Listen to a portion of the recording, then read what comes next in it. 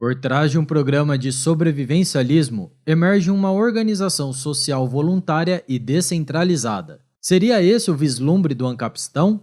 Este é o Visão Libertária, sua fonte de informações descentralizadas e distribuídas. Esse artigo foi escrito por Amazônia Livre, revisado por historiador libertário e narrado por Coreia com K. Sobreviventes é uma série da Netflix lançada neste ano de 2023. No desenvolver da história, 16 pessoas são deixadas na floresta úmida do Alasca, próxima ao litoral, no período do outono para o inverno. A princípio, parece mais um desses reality shows de sobrevivencialismo, que sim, são legais, mas especificamente neste, surgem alguns detalhes que vão fazer toda a diferença que analisaremos aqui. Portanto, aí vai nosso aviso de spoiler. Se desejar, veja a série primeiro e depois volte aqui para conhecer nossa análise. O programa é dividido em 8 capítulos de cerca de 50 minutos cada. São 16 participantes deixados próximo à costa do Alasca. O local exato não fica muito claro. Essas pessoas são divididas voluntariamente em 4 grupos de 4 indivíduos cada. A cada grupo é destinado um território e alguns equipamentos. Não são definidas regras de convivência e cada grupo dispõe basicamente dos mesmos equipamentos. Ao longo da trama, à medida que as temperaturas vão caindo e a neve vem chegando, os recursos ficam cada vez mais escassos, a fome surge e a competição por recursos vai aumentando. A moral vai sendo deixada de lado e especialmente o grupo Alpha, liderado pela participante chamada Jill, vai tomando ações cada vez mais desonestas, descambando para a violência. Violência essa que provoca uma reação dos outros grupos no sentido de uma indignação, raiva e desejo de vingança. Todo esse ambiente de estresse extremo ainda vem recheado de ursos famintos, que frequentemente rondam a área. O grupo vencedor acaba sendo o Charlie. É o que se mantém mais unido em torno de cooperação mútua, sem se afetar com os horrores praticados pelo Alpha, mas procurando se defender de suas atitudes. Sem negligenciar seus elevados valores morais, eles fazem acordo de cooperação e seguem firmes até o final, conseguindo vencer o reality. Basicamente essa é a história. Mas o que está por trás disso tudo? Observando atentamente a organização social que emerge nesses grupos, como eles reagem internamente na sua relação com o entorno e com os outros grupos, poderíamos atribuir a cada um deles um status de mini-reino. Então, cada grupo se torna como uma cidade-estado e seus membros compõem sua pequena sociedade. E é realmente incrível como a analogia parece funcionar. É como se a organização da sociedade humana obedecesse à teoria dos fractais, já que, em diferentes escalas, mantém características semelhantes. Então vamos ao pano de fundo, das coisas que estão por trás do que se vê nas câmeras e normalmente não é notada pelo telespectador comum. No fundo, a situação se trata de uma competição entre diferentes reinados por recursos escassos em territórios contíguos, com população, equipamentos e tecnologias semelhantes. É incrível como todos os grupos obedeceram uma sequência lógica no seu agir, desde o momento de sua chegada na área. Primeiro começaram por buscar um lugar para construir a estrutura de seu acampamento. Desejavam um lugar seco, abrigado do frio e da chuva e com acesso à água. Na primeira noite o acampamento era precário, mas com o tempo sempre iam melhorando e aperfeiçoando, isolando melhor contra o frio, adaptando uma lareira, melhorando suas camas, protegendo a entrada e por assim vai. Após garantir abrigo, passaram a buscar recursos como água, lenha e comida. As pessoas se dividiam dentro de cada equipe, dentro de um princípio de divisão de trabalho que garante mais eficiência à sua sociedade. Então, rapidamente, as pessoas se organizaram para prover o que tinham de melhor ao grupo. Tendo cada um dos grupos um abrigo razoável para dormir, garantidas as primeiras refeições, encontrado uma fonte de água confiável, lenha seca e abundante, apareceram os exploradores.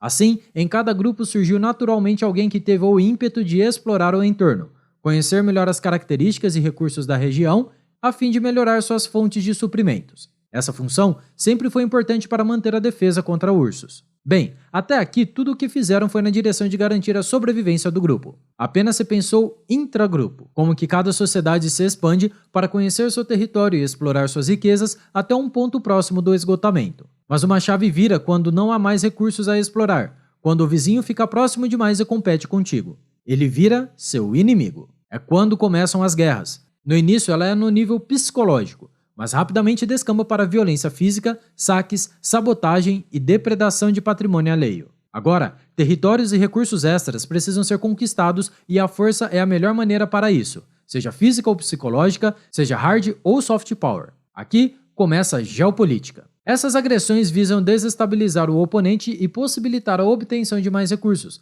especialmente comida. Mas, incrivelmente, há uma reação à violência.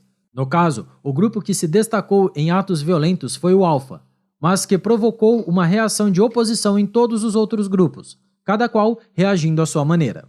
Uns simplesmente desistindo do programa, outros desejando vingança e ainda outros mantendo-se ainda mais firmes em seu propósito. Mas, diante dos ataques de Alpha, todos os outros buscaram estratégias para se defender, pois passaram a temer outros ataques iminentes. Ou seja, nenhum reino confia mais em Alpha. Numa organização de disputa por territórios e recursos, Alpha realmente não tinha o que temer. Como não há cooperação entre os grupos, cada qual funcionando como entes isolados e estanques, surgem incentivos para a violência. Isso nos mostra que é o comércio que traz incentivos de pacificação, de cooperação mútua, já que a violência se torna cada vez mais cara e desnecessária. Mas mesmo numa organização assim, surgem alianças contra o agressor, mas alianças que são efêmeras e por vezes podem ser quebradas. O fato é que bastou apenas um grupo iniciar violência para todo o sistema ruir. Num ambiente de traições e que estimula o conflito, são os ladrões e criminosos que vencem. O cotidiano da vida vira armação e sacanagem de todo tipo. Mas vale saquear do que produzir. De fato, os incentivos se tornam perversos. Indo de encontro com esse tema, em que analisamos como os estímulos do ambiente incentivam nossas ações, incluindo o uso de violência, lembramos do termo banalidade do mal, cunhado por Hannah Arendt. Portanto, recomendamos o vídeo Hannah Arendt, Totalitarismo e a Banalidade do Mal. O link está aqui na descrição.